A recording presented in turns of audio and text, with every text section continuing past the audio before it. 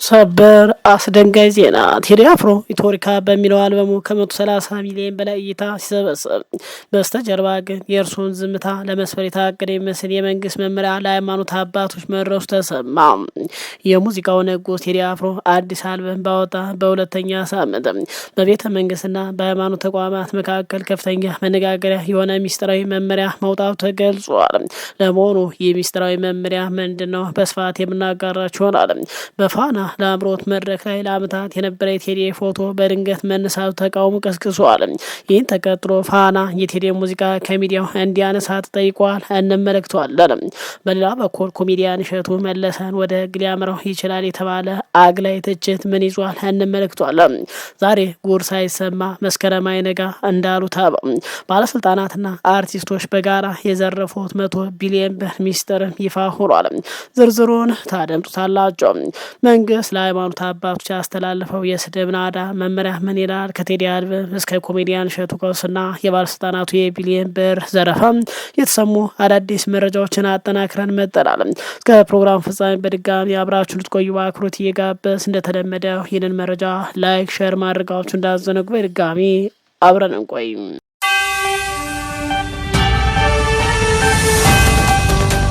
በቴዲ ዳስታል ሙዚቃ ጉዳይ መንግስት ለካድሬ አባቶች መመሪያ ማስተላለፍ ተሰምጧል። የሙዚቃው ንጉስ ገጣሚና ዜማ ደራሲው ክቡር ዶክተር አርቲስት ቴዎድሮስ ካሳሁን ኢትዮሪካ የተሰኘውን 18 ትራኮች የያዘ አዲስ አልበም ለህዝብ ካበረከተ 2 ሳምንታት ተቆጥሯል።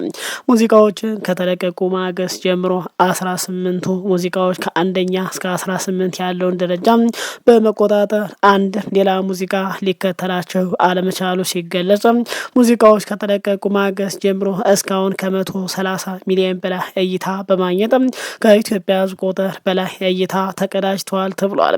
በተለይ ደግሞ ዳስታ የሚለው ሙዚቃ በየቀኑ 1 ሚሊዮን እየጨመረ ከ22 በተለቀቀ በ2 ሳምንታት ውስጥ ከ22 ሚሊዮን በላይ እይታ በመቀዳጀት በዓለም አሁንም መነጋገሪያ ሆኖ ቀጥሏል። ይሁን እንጂ አልበሙ ከተለቀቀበት ማግስት ጀምሮ በሀገሪቱ የፖለቲካ መድረክ ላይ የተቀሰቀሰው ትኩረት አሁንም እንደቀጠለ ይገኛል። መንግስት በሃይማኖት ተቋማት ላይ ያስተላልፈው አዲስ መመሪያና አርቲስቱ ላይ እየወረደ ያለው የስድብ ናዳ የዛሬው ዋና መረጃ ሆኗል። አርቲስት ቴዎድሮስ ካሳሁን በስራዎቹ የሀገሪቱ ወቅታዊ ሁኔታ ገልጿል በሚል ገመናችን ተጋለጠ ያሉትም የመንግስት ባለስልጣናት ከአርቲስቱ በላይ ለሙዚቃዎቹ ትንታኔ በመስጠት ላይ መጠመዳቸው ተስተውሏል። ከጠቅላይ ሚኒስትሩ ጀምሮ እስከ ከንቲባ አዳነች አቤቤ ከሬድዋን ሁሴን እስከ ሽመልስ አብዲሳ እንዲሁም የተለያዩ ኡስታዞችና ፓስተሮች በዳስታል ሙዚቃ ላይ የተለያየ ትንታኔ በመስጠት የስድብ ናዳ በማውረድ ላይ ይገኛሉ። አርቲስቱ ሙዚቃዎቹ ለማን እንደዘፈናቸው በግልጽ ባልተነገረበት ሁኔታ ሙሉ ሙዚቃዎች ቃላቶች ከሞላ ጎደል በቅኔና ሰምና ወርቅ የተጠበቡ ቢሆኑም ባለስልጣናትና ግን በራሳቸው ትርጉም በመስጠት ቴዲ ሀገር አፈረሰ፣ ዳስታሉ አልቅሶ አለ እና ቁራ በሚሉ ቃላት ሲወርፉ ተደምጧል። አርቲስት ቴዎድሮስ ካሳሁን ግን ለዚህ ሁሉ የስድብ ናዳ እስካሁን ዝምታን መርጦ ቀጥሏል። አሁን በደረሰን መረጃ መሰረት ደግሞ መንግስት ለቤተ መንግስቱ ቅርበት ያላቸው የሃይማኖት አባቶች በአባሳትና ሸቆች እንዲሁም ፓስተሮች የቴዲ ሙዚቃ በይፋ እንዲያወግዙ መመሪያ አስተላልፏል ተብሏል። መመሪያው መጅልሱን፣ ቅዱስ ሲኖዶስንና ሌሎች ሃይማኖት ተቋማት የሚመለከት ሲሆን ሙዚቃው በይፋ እንዲቃወሙ የሚጠይቅ ነው ተብሏል። ይህን ተከትሎ አንዳንድ ኡስታዞችና ፓስተሮች በየስብከት መድረኮቻቸው ዳስታልን አትስሙ በሚል ቅስቀሳ መጀመራቸው ተገልጿል። አልፎ ተርፎ ሙዚቃውን የሰማ ገሃነም ይገባል እስከ ማለት ደርሷል። በተጨማሪ የመንግስት ደጋፊ የሆኑና ራሳቸውን አርቲስት ብለው የሚጠሩ ግለሰቦች ህዝቡ ዳስጥሎ ያልቅስ በሚል በአርቲስቱ ስራ ላይ ሲሳለቁ ታይቷል። መንግስት የሃይማኖት ተቋማቱ አልበሙን እንዲያወግዙ መመሪያ ቢሰጥም ተቋማቱ ግን ህዝቡን በመፍራት ይሁን እስካሁን በይፋ መግለጫ ከመስጠት ተቆጥበው እንደሚገኙ መረጃው ገልጿል። በተለይ ደግሞ የቴዲ አፍሮ ኢትዮሪካ አልበምና በዙሪያው ያለው ውዝግብ የጥበብና የፖለቲካው ፍጥጫ ሆኖ ቀጥሏል ተብሏል። ባለበት ገዢው መንግስት በዳስታል የተነሳ ላለፉት ዓመታት በፋና ለአምሮት ውድድር ላይ ተቀምጦ የነበረ የቴዲ ፎቶዎችን ማስነሳቱ ተገልጿል። በፋና ቴሌቪዥን የሚቀርበውና እየሰጡ ያላቸው ድምፃውያን የሚያወዳደው ታዋቂው ፋና ላምሮት ፕሮግራም አነጋጋሪ ክስተት አስተናግሯል ተብሏል። ተወዳዳሪዎች ተራቸው እስኪደርስ የሚያርፉበት ክፍል ውስጥ ለኢትዮጵያ ሙዚቃ ትልቅ አስተዋጽኦ ያደረጉም አንጋፋና ወጣት ሙዚቀኞች ፎቶ ተሰቅሎ ይገኝ ነበር። ከነዚህም ውስጥ አንዱ የድምፃዊ ቴዲ አፍሮ ፎቶ ቢሆን ባለፈው ሳምንት ግን ፎቶ በድንገት ተነስቶ መታየቱ ተገልጿል። ይህ እርምጃ የተወሰደው የቴዲ አፍሮ ኢትዮሪካ የተሰኘው አዲስ አልበም ወጥቶ በከፍተኛ ሁኔታ መነጋገሪያ በሆነበት ወቅት መሆኑም ጉዳዩን ፖለቲካዊ አንድምታ እንዲኖረው አድርጎታል ተብሏል። መጀመሪያ ላይ በስህተት ተነስቶ ይሆናል ተብሎ ቢገመትም ከሳምንታት በኋላ ግን በቴዲ አፍሮ ፎቶ ቦታ ላይ የድምፃዊት ሙኒት መስፍን ፎቶ ተተክቶ መገኘቱ ስህተቱ ሆን ተብሎ የተደረገ መሆኑ ተገልጿል። ፋና ቴሌቪዥን ብሔራዊ ጣቢያና የህዝብ ተቋም ሆኖ ሳለ ለኢትዮጵያ ሙዚቃ ትልቅ አስተዋጽኦ ያደረገ ድምፃዊ ፎቶ ማንሳት ህዝብን እንደመናቅ ተቆጥሯል ተብሏል። ሙዚቃው እናሳድጋለን እያሉ የትልልቅ ድምፃዊ ፎቶ ማንሳት ተገቢ አይደለም የሚሉ ትችቶች በስፋት እየቀረቡ ቀጥሏል። የድርጅት ተቋሙ ለሙዚቃውና ለድምፃውያን ያለው ክብር ጥያቄ ውስጥ የሚጥል ተብሏል። በጉዳዩ ላይ ቅሬታቸውን የገለጹ ወገኖች እንደሚያሳስቡት ከሆነ የቴዲ አፍሮ ፎቶ ከስቱዲዮ ከተነሳ በተለያየ ጊዜ በቴዲ አፍሮ ዘፈኖች ተወዳድረው በፋና ዩቲዩብ ቻናል ላይ የተጫኑና ከፍተኛ እይታ ያስገኙ ያሉ ቪዲዮዎችን አብረው እንዲነሱም ጠይቀዋል። ፎቶውን ካነሳችሁ አይቀር በስማቸው የምትነግዱባቸውን ዘፈኖችም አንሱ የሚል ጥያቄ በማህበራዊ ሚዲያ ላይ ከፍተኛ ድጋፍ እያገኘ ይገኛል።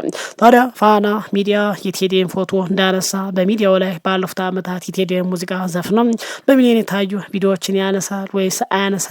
እሱ ወደፊት የሚታይ ይሆናል። ሌላው እንግዲህ በኮሜዲያን እሸቱ ላይ ከባድ ተቃውሞና ክስ ተነስቷል። የቤተ ክርስቲያን በር ለማን ነው ክፍት የሆነው የሚሉ ተቃውሞዎች ተጠናክረው ቀጥሏል።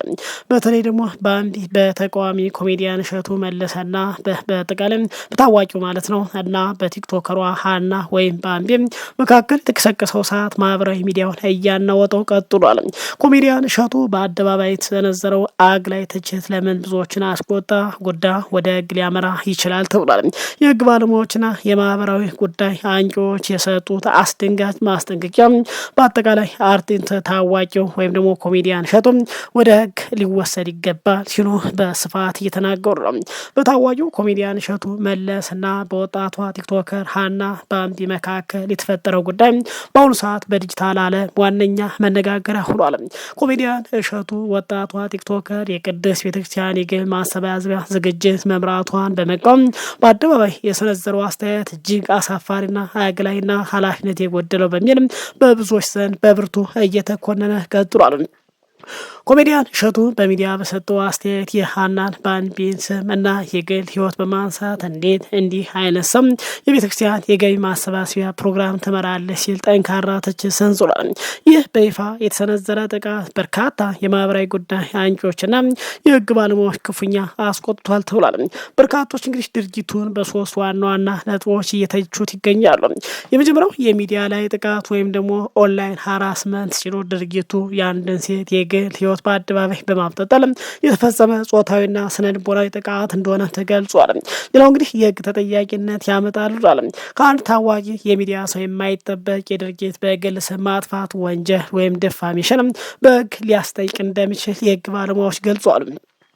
ሌላው እንግዲህ አግላይነት ነው። በአንድም ሰው በንስሐና በበጎ ስራ ወደ እግዚአብሔር ቤት ሊቀርብ ሲችል እኔ ካልፈቀር የሚል አይነት አግላይ አስተሳሰብ ከክርስትና አስተምሮ ያፈነገጠ መሆኑን ተነግሯል።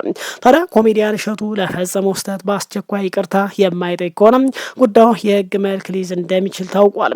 በተለይ ደግሞ ይቅርታ ብቻ ሳይሆን ለልጅቷ የአእምሮና በአጠቃላይ የሞራል ጉዳት ስላደረሰ ብርቅ ካሳ ሊከፍል ይገባል ተብሏል። ይህ ካልሆነ ግን ግለሰቧን በሚዲያ ፊት ማንቋሽና ሰበኗን መንካት ከፍተኛ የካሳ ክፍያና የህግ ቅጣት ሊያስከትል እንደሚችል የህግ ባለሙያዎች እያስጠነቀቁ ይገኛሉ። የሰው ልጅ የግል ህይወት ለህዝብ ትችት ማቅረብ የጋዜጠኝነት ስነ ምግባር ሆነ የሰውነት መርህ አይደለም ሲሉ አሃዱ ሚዲያ ዘግቧል። በኮሜዲያን እሸቱና በሀና ባምቢ መካከል የተፈጠረው ውዝግብ ወዴት የሚያመራ ይመስላችኋል? ኮሜዲያን እሸቱ ይቅርታ መጠየቅ አለበት ወይ የሰነዘረው ትችት ተገቢ ነው ትላላችሁ? እናንተስ በዚህ ጉዳይ ላይ ያላችሁን አስተያየት በኮሜንት እንድታጋሩ በአክብሮት እየጋበዝን ወደ ቀጣይ አነጋጋሪ መረጃ ልውሰዳችሁ። ባለስልጣናቱና አርቲስቱ በጋራ ወደ 100 ቢሊዮን የሚጠጋ የኢትዮጵያ ብር መዝረፋቸው ተሰምቷል። ጉድ ሳይሰማ መስከረም አይነጋ ይላሉ አበው ሲተርቱ። ዛሬ ሪፖርተር ይዞት የወጣው ዘገባ ግን በርካቶችን አስደንግጧል። በእርግጥ ኢትዮጵያ የት ላይ ነች ሲሉም ጠይቀዋል። በ2018 በጀት ዓመት በ9 ወራት ብቻ በሀገር ኢኮኖሚ ላይ ከፍተኛ ሙስና የፈጸሙ ከፍተኛ ባለስልጣናትና ታዋቂነታቸው ተጠቅመው ማህበረሰቡን የዘረፉ አርቲስቶች 78 ቢሊዮን ብርና 134 ሚሊዮን ዶላር ወይም በወቅቱ የባንክ ምንዛሬ ከ98 ቢሊዮን ብር በላይ ጉዳት ማድረሳቸው ማህበረሰቡን መዝረፋቸው በኦዲት ምርመራ መረጋገጡ የፌዴራል ፖሊስ አስታውቋል። የኢትዮጵያ ፌዴራል ፖሊስ ይህንን ያስታወቀው የ2018 በጀት ዓመት የ9 ወራት እቅድ አፈጻጸም ለሕዝብ ተወካይ ምክር ቤት የህግና ፍትህ ቋሚ ኮሚቴ ሚያዝያ 21 ቀን 2018 ዓ.ም ሲያቀርብ ነው ተብሏል። ፌዴራል ፖሊስ ወንጀል ምርመራ አፈጻጸም መመሪያ ምክትል ኮሚሽነር ሙሉሳ አብዲሳ ወንጀል ነክ የሆነ ምርመራዎች ላይ የሙስና ምርመራ ወንጀሎች እንዴት እንደሚፈጸሙ ሲያስረዱ ሙስና በባህሪው እጅግ ውስብስብና ድርጊት ፈጻሚው በረቀቀ መልኩ የሚፈጽመው በመሆኑ ይህንን በማስረጃ ማረጋገጥ በጣም አስቸጋሪ ነው ሲሉ ወይም ደግሞ አልቻልንም ሲሉ ከብዶናል ሲሉ ስሞታ አቅርበዋል።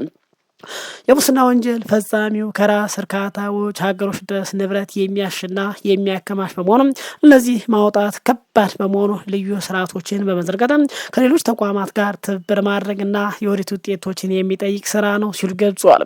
የኦዲት ስራ ከሌለ በሙስና የደረሰው ጉዳት መለካት እንደማይቻል ምንም እንኳን ከዋናው ኦዲተር መስሪያ ቤት ጋር ጥሩ ግንኙነት ቢኖር በሚፈለገው ደረጃ መርምሮ ውጤት ላይ ለመድረስ ከባድ መሆኑ ተናግሯል።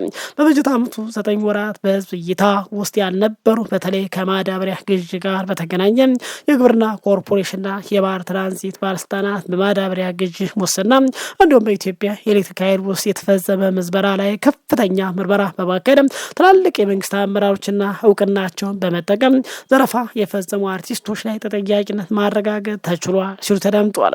ሪፖርቱን ያቀረቡት ኮሚሽነር ጀነራል ደመላሽ ገብረ ሚካኤል በበኩላቸው ፌዴራል ፖሊስ በኮንትሮባንድ ዝውውር መከላከል ስራው በ2018 በበጀት ዓመት ብቻ የመጀመሪያዎቹ 9 ወራት 20.5 ቢሊዮን የሚገመት ሸቀጦችን በቁጥጥር ስር አውለናል ሲሉ ገልጿል። ፌዴራል ፖሊስ እንግዲህ በአዲስ አበባና በመላ ሀገሪቱ የሚገኝ 623 ከፍተኛ መሰረተ ልማቶች የፌዴራል ተቋማት ላይ ጥበቃ እያደረገ መሆኑን ተናግሯል። የመንገድ ላይ ዘረፋ በዚህ ዓመት በከፍተኛ ሁኔታ ቀንሷል ያሉት ኮሚሽነሩ ያው ሆኖ ሙከራዎች አሁንም መቀጠላቸው በ2017 ዓ.ም 251 ተጠርጣሪዎች የተያዙ ሲሆን በ2018 ዓ.ም 9 ወራት 64 የመንገድ ላይ ዘረፋ ዘራፊዎች ተጠርጣሪ መያዛቸውን ገልጿል። እንግዲህ ይህንን ተከትሎ በርካቶች በተለይ ደግሞ ምናልባትም ይህንን ለማውጣት የከበደው መንግስት በተለይ በርካታ ከፍተኛ ባለስልጣናትና ከባለስልጣናት ጋር ግንኙነት ያላቸው እንግዲህ ወይም ደግሞ የመንግስት ደጋፊ ሆነው ያሉ አርቲስቶች ጭምር የተሳተፉበት እንግዲህ በርካታ የሀገሪቱ በጀት መዘረፉንም እንግዲህ ሪፖርተር ነው ያወጣው። ይህንን ተከትሎ እንግዲህ በርካቶች የተለያየ አስተያየት እየሰጡ ይገኛሉ። ክቡራን አድማጭ ተመልካቾች እንግዲህ ይህ ዘረፋ የተፈጸመው በከፍተኛ ባለስልጣናትና እኒህን ባለስልጣናት ተከትለው ለመንግስት ደጋፊ በሆኑ አርቲስቶች መሆኑም በርካቶችን አስደንግጧል። በዚህ ጉዳይ ላይ የራሳችሁን አስተያየት እንድታጋሩን በአክብሮት ይጋበዝንም። በሌላ አዳዲስና ወቅታዊ መረጃ እስክንገናኝ በያላችሁበት ሰላም ቆዩ።